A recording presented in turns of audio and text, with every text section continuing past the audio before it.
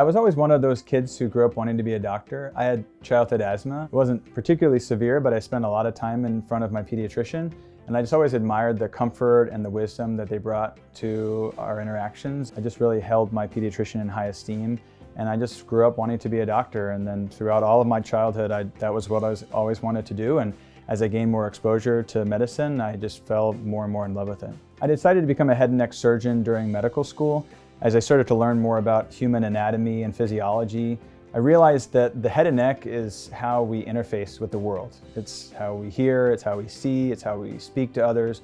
When people look at us, they look at our faces. It's really how we experience joy, it's how we experience everything in life. And when I saw patients with head and neck cancer in particular, I saw that it not only threatened their life, but it threatened how they experienced the world and their whole perception of the world and how other people perceive them. And a lot of what we do in life that brings us joy comes from the head and neck. And it just is such a devastating disease to patients. I really wanted to play a role in helping them with this very difficult thing.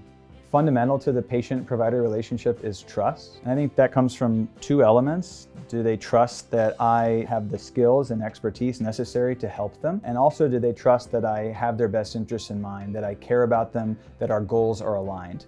So I think that is a process. When you meet someone for the first time, you come into a hospital, a cancer center, you're dealing with some very, very scary things that have upended your life and the lives of your family members and your community. And you have to know that you're sitting across from somebody that can understand what you're going through, where you're coming from, and can help you through that process. And so I think it comes from little things. Sitting and looking someone in the eye, listening to what they have to say, really trying to hear and appreciate their values and what's important to them, answering their questions fully, not being in a rush to get to the next thing or being distracted. It's about following through on what you say you're going to do. So when you say, I'm going to call you with that result next week, you do that, right? It's about being a person of your word, a person of integrity.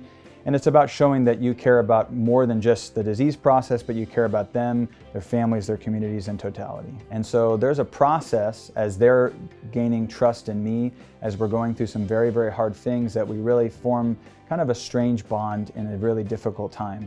And it's very gratifying for me to get to the other end of that treatment and to see someone's personality that sometimes is really suppressed by what they're going through to start to come out, to see someone's sense of humor come back, to see them really come back to life after such a difficult experience, and to know that I played a small role in helping to get them there is really gratifying.